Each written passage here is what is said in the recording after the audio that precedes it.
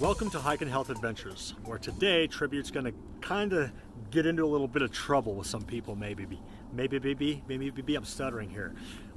We are going to talk about the approach trail. Should you hike it or should you not hike the approach trail to the Appalachian Trail? Well, Tribute's going to say, yes, you should.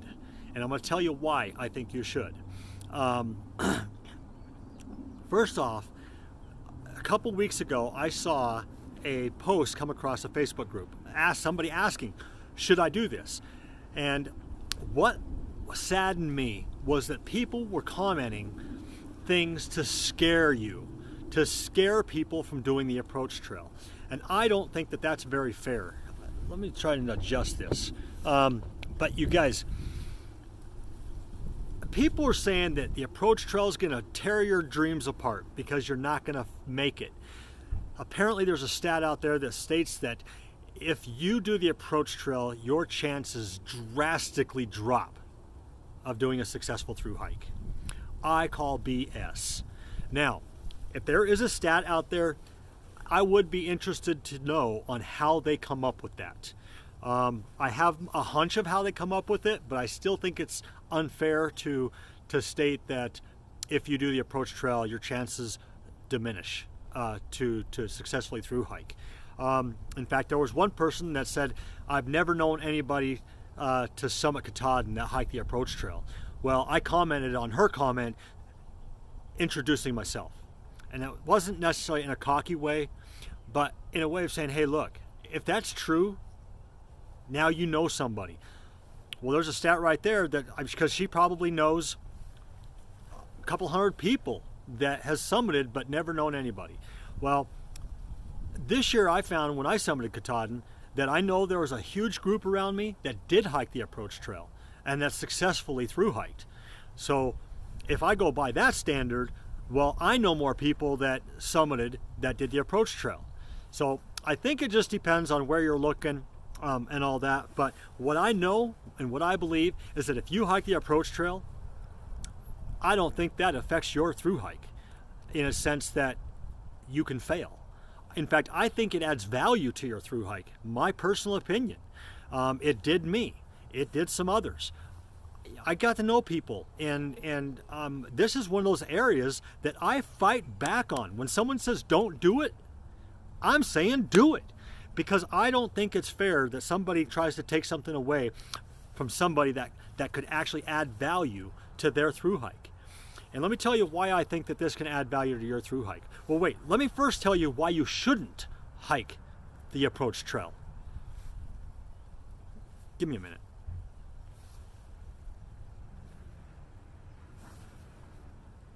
I don't know. I can't think of a reason why you can or why you shouldn't.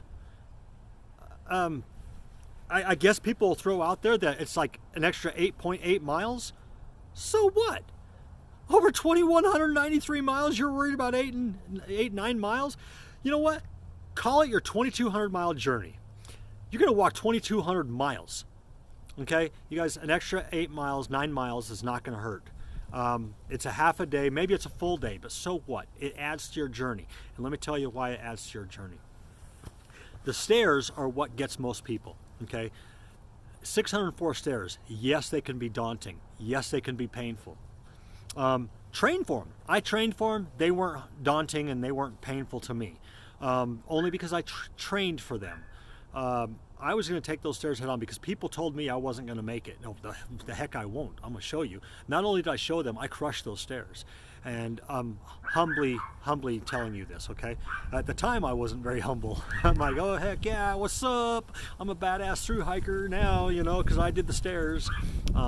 But what I didn't, it didn't take but a few days for me to finally realize that I needed to kind of be grounded, and I humbled myself. But we're not going to get into that. We'll get into that in a different video.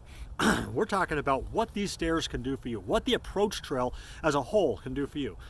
First of all, the stairs are 604, okay? And then you got the rest of the approach trail, another 8 miles. Okay, it's not... the most difficult part of the entire approach trail, from what I understand people are telling me, is the stairs. Well, if you prepare for the stairs, Even if you're physically not prepared, you can mentally prepare for the stairs, okay? By going into it with an attitude that you can and that you will do them, and that you're going to find value in them. And let me tell you some of the value that you can find in them. In fact, let me just tell you the value that I believe that you should go into believing. Okay, and that is that you're setting yourself a pace. You're setting a standard of what your through hike is going to look like. Okay. Yes, it's going to be tough, but when you get up there, okay, 175 stairs, there's a platform. You look at the beautiful falls coming down. It's absolutely phenomenal, beautiful. It's well worth it. It's worth 175 stairs. So you break that 175 stairs up. I got 175 stairs, and I'm going to stand there. I'm going to take a couple photos with my friends or with other people. I'm going to take a selfie with the waterfall behind me. Okay, so you've just done 175 stairs, and you get to look at the beautiful falls. Okay, then you got another 400 and some stairs up to the top. Okay, this is where it gets a little more difficult because it's a lot more stairs, right? So you go ahead and you start walking up there. Just pace yourself. You get up there to the top, and you're huffing and puffing, and your legs or calves are sore. When you get up there, and you step over onto the little bridge there, and you look down at what you just did, imagine the feeling that you're going to get when you look down and you see what you just did and the amazing feat that you just accomplished. Okay, that's your first big test. Now you've just built confidence. You've just added value into your through hike because you just built some confidence. You can physically see what you just did by looking down at how far you went. Okay, that feels good. It boosts you up. It strengthens you. Okay, and then you simply turn around, take some time, take your pack off, stretch a little bit, stretch those muscles out and kind of get ready. Drink of water, get a snack. There might be some trail magic there. Don't know.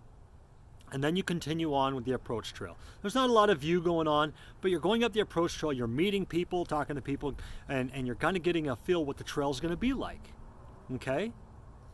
It's no different than what you're going to face the next day, or the next day, or the next day.